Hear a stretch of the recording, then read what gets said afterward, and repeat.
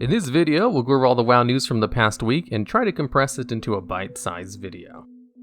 The weekly event for this week is Cataclysm Time Walking with a 50% rep bonus, but Cata rep isn't very valuable and also has tabards if you want to get the easy rep gains.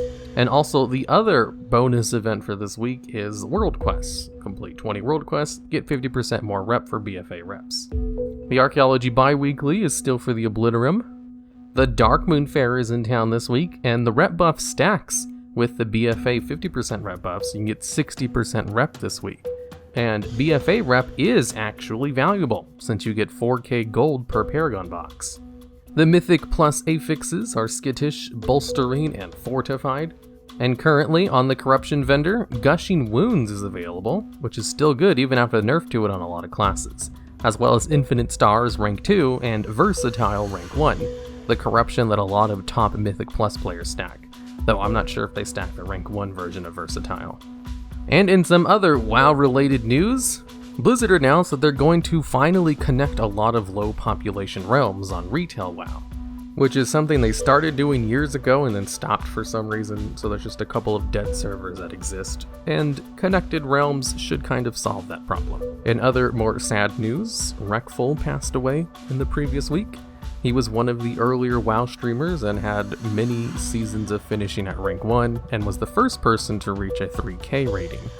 There were various in-game memorials held on the day of his passing. In WoW Classic, realm transfers with the AQ event are going to be restricted in a way.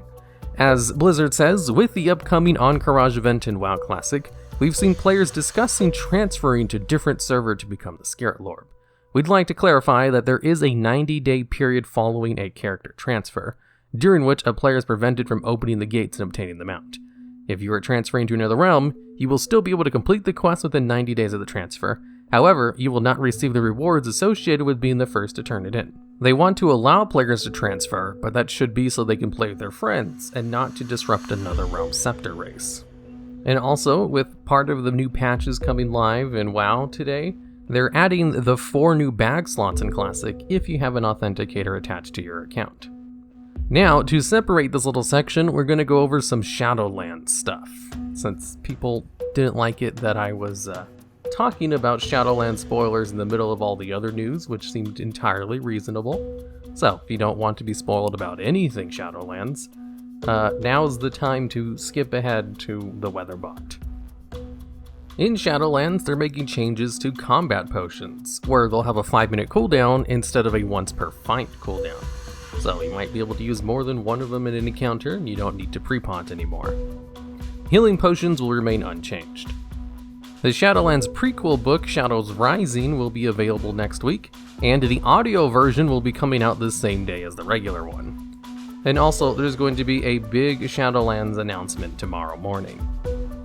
Alright, now let's go to the weather report with DevBot the Weatherbot. How's the weather out there? More than 90% of people are no longer friends with someone that they once called their best friend. Good one, DevBot. And now let's go to the mob of the week. This week we have Agent Smith and Agent Jones. You can find these two NPCs during the Rogue Order Hall quest, where you have to sneak on them in the upper rooms of the Ledgerman Lounge in the Legion Dalaran. These two agents are references to the Men in Black, as the actor names of the two people who play the two agents from the movie are Will Smith and Tommy Lee Jones, hence Agent Smith and Agent Jones. And for something to do in WoW, for those who've been putting it off like me, you should probably try working towards completing the Stormwind and Orgrimmar visions with 5 mass.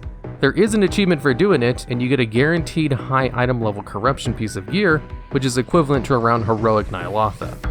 I was able to complete an Orgrimmar run for the first time last night before the reset, because remember, it will take you at least 2 weeks to complete it as it cycles between the 2 zones every week. Channel update. So, my neighbors have decided to do construction in the middle of the day. So you might be hearing some stuff in the background. I am trying to remove the audio. You could probably even hear my dogs barking a little bit in another room. Sorry for the poor audio quality in this video, but it was either not record or, have a whole bunch of background noise. Hopefully audio should be a lot better next week.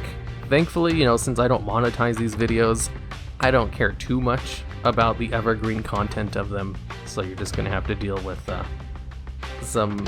Well, you don't have to deal with it. I should say, sorry for making you deal with the background noise. And with that, I'll see you all next week.